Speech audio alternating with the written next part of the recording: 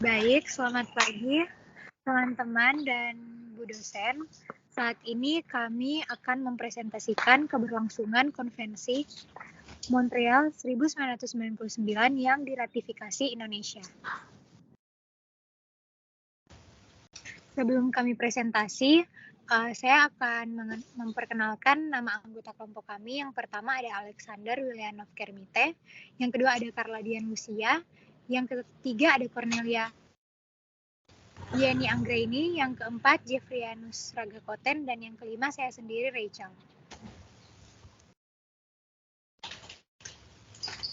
Baik, masuk dalam bagian latar belakang. Convention for the Unification of Certain Rules for International Carriage by Air 1999 atau Konvensi Montreal merupakan suatu inisiatif yang diajukan oleh International Civil Aviation Organization dalam rangka modernisasi Convention for the Unification of Certain Rules Relating to International Carriage by Air 1929 atau Konvensi Warsawa. Konvensi ini terbuka untuk ditandatangani di Montreal pada 28 Mei 1999 oleh negara-negara yang berpartisipasi dalam konferensi internasional mengenai International Conference on Air Law atau hukum udara.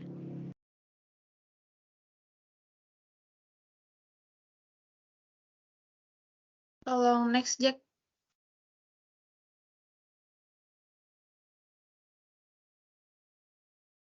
Oke, selanjutnya membahas mengenai penerapan Konvensi Montreal 1999 yang diratifikasi oleh Indonesia. Itu pertama, pemerintah Indonesia meratifikasi Konvensi Montreal 99 pada tanggal 21 November 2016 melalui Perpres RI nomor 95 tahun 2016 tentang pengesahan Convention for the Unification of Certain Rules for International Carriage by Air. Yang kedua, Konvensi Montreal 1999 itu mengatur rezim hukum secara internasional mengenai tanggung jawab pengangkutan terhadap penggunaan jasa penerbangan yang mengalami kerugian yang ditimbulkan oleh pengangkut. Kemudian yang ketiga, Indonesia telah mengaksesi Konvensi Montreal 99 ini melalui Peraturan Presiden RI nomor 95 tahun 2016 pada tanggal 21 November 2016 tentang pengesahan konvensi unifikasi aturan-aturan tertentu tentang angkutan udara internasional, di mana peraturan tersebut mulai berlaku sejak 23 November tahun 2016. Kemudian setelah diaksesinya Konvensi Montreal 99 tersebut oleh Indonesia, itu menyebabkan dampak yang erat kaitannya dengan sistem hukum nasional Indonesia.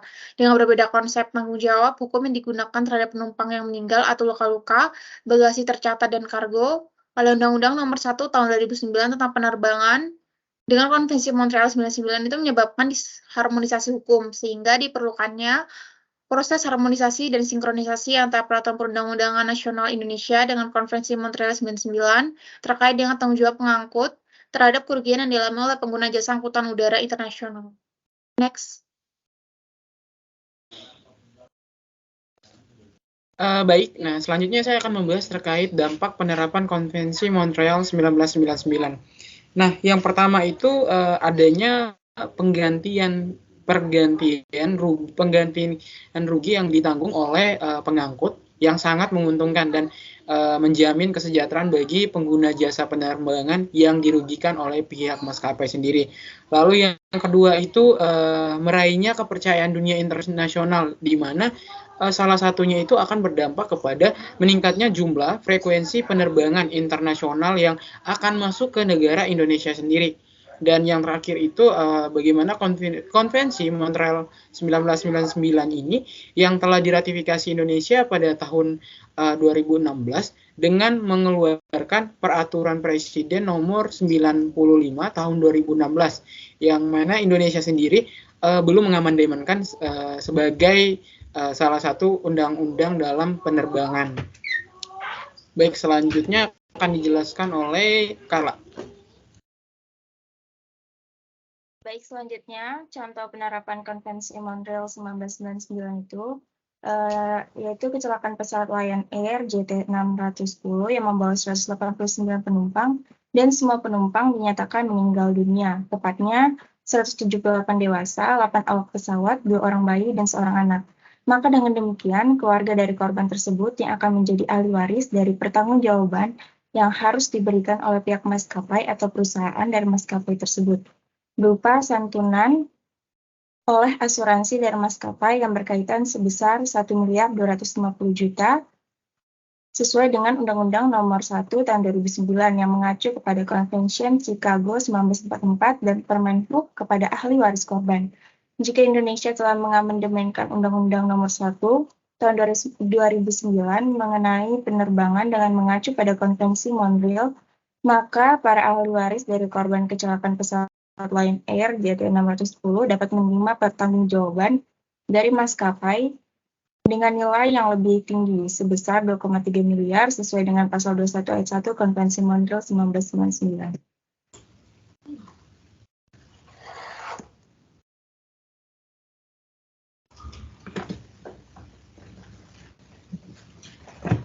Jadi untuk kesimpulannya, pemerintah kita itu harus memiliki pendekatan yang lebih baik sama airlines yang ada dengan dunia penerbangan dari banyak sisi, dan terutamanya itu dari sisi hukum, dikarenakan adanya beberapa ketimpangan peraturan dan juga pendapat para ahli tentang hal yang harus diperhatikan.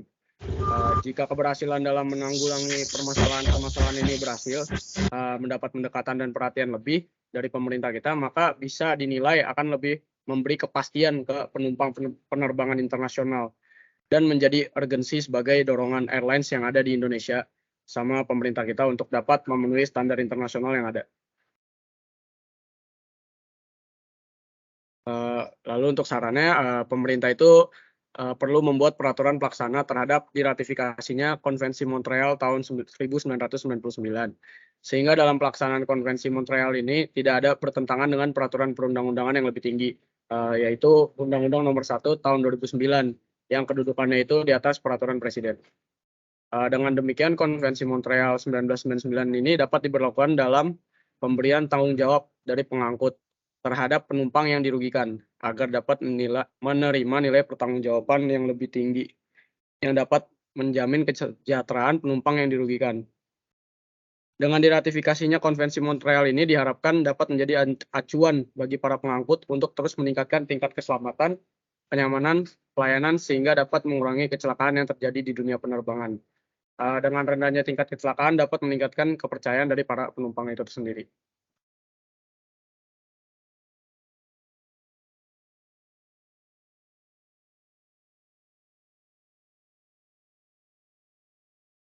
Baik, demikian presentasi dari kelompok kami. Terima kasih.